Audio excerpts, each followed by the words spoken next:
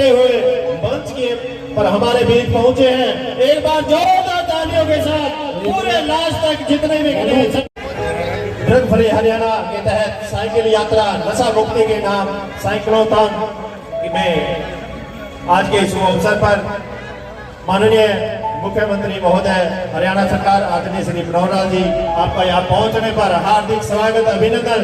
जोरदार तालियों के साथ माननीय मुख्यमंत्री महोदय का स्वागत करें। विधायक सिरसा आपका यहाँ पहुंचने पर हार्दिक स्वागत अभिनंदन करते हैं।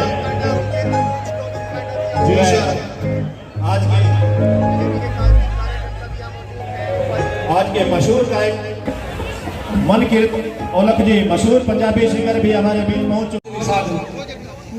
एक दिन एक फकीर साईं दा गली चों लंघिया जावे, हो कोठे ते हल छद जू।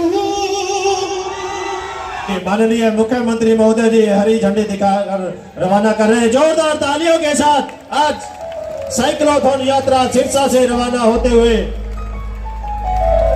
ये यात्रा करनाल से शुरू हुई थी 1 सितंबर को, जो आज सिरसा में पहुंची है और आगामी नेक्स्ट जिले फतेहाबाद की ओर ये यात्रा में माननीय मुख्यमंत्री महोदय द्वारा हरी झंडी दिखाकर यात्रा को रवाना किया है।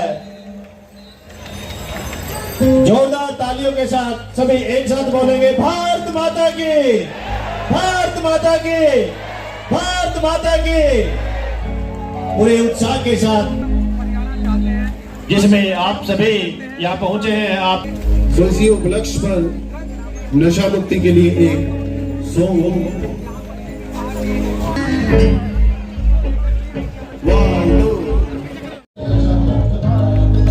रोकनी होगी अब बर्बादी, रोकनी होगी अब बर्बादी, बदलना होगा ये जमाना।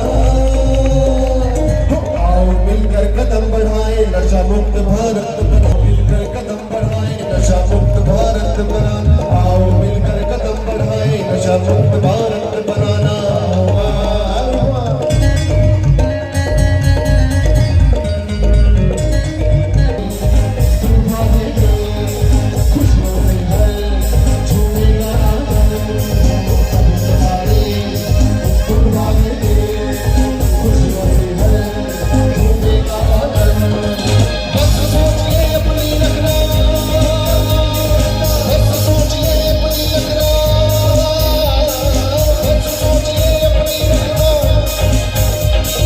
आपने रवाना किया था?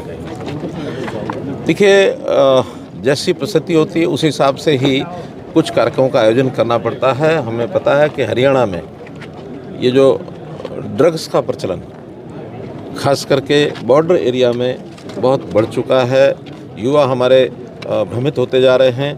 तो ऐसे अवसर पर प्रदेश भर में एक जागरूकता के नाते से साइक्लोथॉन की योजना बनी। 1 सितंबर से ये साइक्लोथॉन यात्रा शुरू हुई थी करनाल से, हरियाणा के 15 जिलों में होते हुए आज 17 तारीख को ये करनाल में सिरसा में पहुंची है। एक अच्छा कार्यक्रम हुआ है। मैं यहाँ के जो भी आयोजक हैं, यहाँ की युवा शक्ति है, उनको बहुत बहुत बधाई देता हूँ इस बात की कि जागरूकता के नाते इतना बड़ा यहाँ कार्यक्रम हुआ है। ये यात्रा आगे बढ़ते हुए और पुनः 25 सितंबर को यमुनानगर से चल करके और करनाल पहुंचकर इसका समापन होगा। एक जागरूकता का जो एक अभियान इस यात्रा के माध्यम से हुआ है। इसमें सहयोग करने वाले हमारी एजुकेशनल इंस्टीट्यूशंस या हमारे संत समाज या हमारे प्रशासनिक लोग जिन्होंने भी इसमें सहयोग किया, उनका सबका बहुत बहुत धन्यवाद। जहाँ तक पोर्टल का और टेक्नोलॉजी का विषय है, मुझे ऐसे दिन भी याद आते हैं जब छोटे छोटे काम के लिए भी लोग दौड़ते थे, कोई जिला हेडक्वार्टर पर, कोई एमएलए के पास, कोई एमपी के पास, कोई मंत्री के पास, और चंडीगढ़ जाने वालों की जो लाइन लगी रहती थी, जो भीड़ रहती थी, हमें उसी दिन से ये ध्यान में आया कि हम लोगों को प्रोएक्टिव होकर के सरकार जो है उनके घर तक सेवाएं पहुंचाए, government at their door step, ये हमारा उद्देश्य था। और इस उद्देश्य को पूरा करने के लिए हमने बहुत से व्यवस्था परिवर्तन के काम किए ताकि लोगों को उनकी सुविधा मिले। सबसे बड़ा एक विषय था कि उन परिवारों की पहचान, परिवार की पहचान ना होने के कारण से पात्र और अपात्र, इसमें कई बार यानी अंतर नहीं होता था। जिसको ज़रूरत होती थी उसकी बजाय दूसरा आदमी जिसको ज़रूरत नहीं है वो भी लाभ ले जाता था, ज़रूरतमंद लोग रह जाते थे। इसमें से हमने फैमिली आईडी परिवार पहचान पत्र बनाया, जिसका सर्वदूर प्रशंसा हो रही है। न केवल प्रांत के लोगों ने जिन्होंने लाभ उठाया वो इसकी प्रशंसा कर रहे हैं, बल्कि देश के अन्य प्रांत और दुनिया के बहुत से देश वो भी इसके ऊपर चर्चा करने के लिए हमारे पास आते हैं कि आखिर ये किस प्रकार का फैमिली आईडी का विषय है। और आपको पता है कि सुशासन के नाते से अभी एक संस्था ने और जितने भी प्रदेश हैं उनका एक मूल्यांकन किया। हरियाणा स्टूड फर्स्ट, यानी जो हमारे सुधारवादी कार्यक्रम है उसके अंदर हरियाणा प्रथम स्थान पर आया। गोल्ड मेडल 5 या 6 दिसंबर को या अक्टूबर को वो कार्यक्रम होने वाला। मुझे प्रसन्नता इस बात की कि ऐसे जितने सुधार हमने किए इसको लोग जो है इसको मान्यता दे रहे हैं। एक INDIA गठबंधन को लेकर के सवाल है कि इनेलो की चर्चाएं जोरों पर हैं और JDU के नेता हैं KC त्यागी, उन्होंने कहा है कि 25 सितंबर को जो रैली है और ताऊ देवीलाल की जयंती है उसमें उन्होंने कहा है कि कांग्रेस के सोनिया गांधी को और साथ में मल्लिकार्जुन खड़गे को भी न्योता दिया गया है सर उसमें। देखिए ये कोई नई बात नहीं है। जब चुनाव आते हैं चुनाव उस समय ये सब होता है और चुनाव में अलाइनमेंट एक दूसरे को हराने के लिए स्वयं जीतने के लिए यह अलायंस सब पार्टियां लोकतंत्र में करती रहती हैं। पहले ये UPA थी, UPA का नाम बदल करके INDIA कर दिया।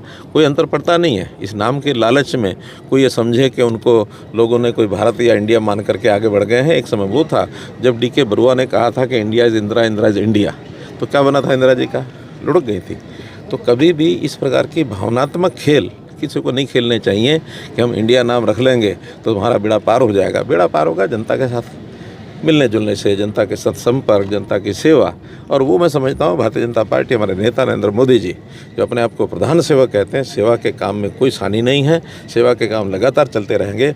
आज भी मोदी जी के जन्मदिन के अवसर पर यानी मैं संख्या का अनुमान नहीं बता सकता कि कितने लोग इन कार्यक्रमों में आज भागीदार हो रहे हैं।